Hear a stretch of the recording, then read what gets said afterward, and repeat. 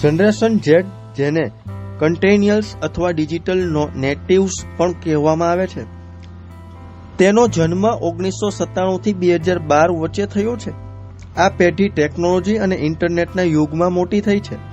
Smartphone, social media અથવા digital platform તેમની જિંદગીનો અભિન્ન ભાગ છે અને વિવિધતા તથા સમાનતાને મહત્વ આપે છે.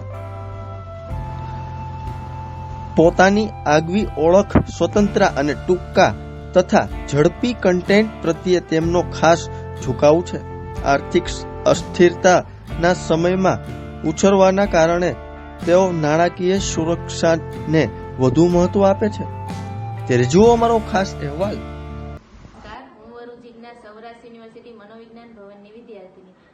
ભવનના આસિસ્ટન્ટ પ્રોફેસર ડોક્ટર ધારા દોશીના માર્ગદર્શન હેઠળ 980 યુવાનો ઉપર એક સર્વે હાથ ધરવામાં આવ્યો હતો, જેમાં જેન્ઝી યુવાનો છે એની માનસિક મૂંઝવણ અને માનસિક સ્વાસ્થ્ય ઉપર કેવી અસર થાય છે એ બાબત ઉપર ધ્યાનમાં રાખી અને એક સર્વે કરવામાં આવ્યો હતો. આ સર્વેના તારણો જોઈએ તો 44% યુવાનોએ શું બનવું છે અથવા તો સમાજમાં પોતાનું સ્થાન શું છે એની મૂંઝવણ અનુભવે છે.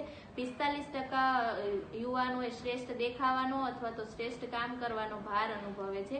63% લોકો સંબંધમાં અનિશ્ચિતતા જોવા મળે છે કે લોકો સાથેના સંબંધો કેવા પ્રકારના છે, સામાજિક સંબંધો કેવા પ્રકારના છે એ બાબતને લઈને મૂંઝવણ અનુભવે છે.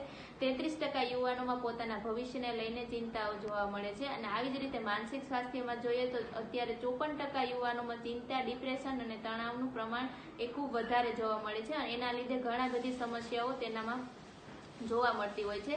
45% યુવાનોએ સોશિયલ મીડિયાના કારણે પોતાનું માનસિક સ્વાસ્થ્ય બગડ્યું હોય એવું જાણવા મળ્યું છે. અત્યારે સતત ટેકનોલોજીનો યુગ હોવાથી બધા જ યુવાનો છે સોશિયલ મીડિયામાં જ પોતાનું જીવન ગુજારે છે. 36% યુવાનોએ માતા પિતા અને સમાજની અપેક્ષાઓને લીધે જે પૂરી નથી કરી શકતા તેના લીધે પણ તેનું માનસિક સ્વાસ્થ્ય એ ખરાબ જોવા મળે છે. 27% યુવાનોમાં સામાજિક એકલતા અનુભવે છે કે જે એ લોકો સતત ઓનલાઈન પ્લેટફોર્મ ઉપર જ રહે છે અને આજુબાજુના જીવન સાથેનો એનો સંપર્ક તૂટી જાય છે. એના લીધે તેનામાં સામાજિક એકલતા જોવા મળે છે. અને 31% યુવાનોએ વાસ્તવિક જીવનમાં જીવવામાં મુશ્કેલી અનુભવે છે. તે લોકોને કેવા પ્રકારનું જીવન એ સતત સોશિયલ મીડિયાના આધારે જે અવાસ્તવિક બાબતો છે એને વાસ્તવિક સમજી અને જીવન જીવવામાં મુશ્કેલી અનુભવે છે. તો આ જેન્ઝી લોકોના એક બાબત એ જોવા મળે છે કે એ લોકો અત્યારે પોતાના માનસિક સ્વાસ્થ્ય વિશે જાગૃત થાય છે અને તેને સુધારવાના પ્રયત્નો પણ કરે છે. આ એક સારી બાબત જોવા મળે છે.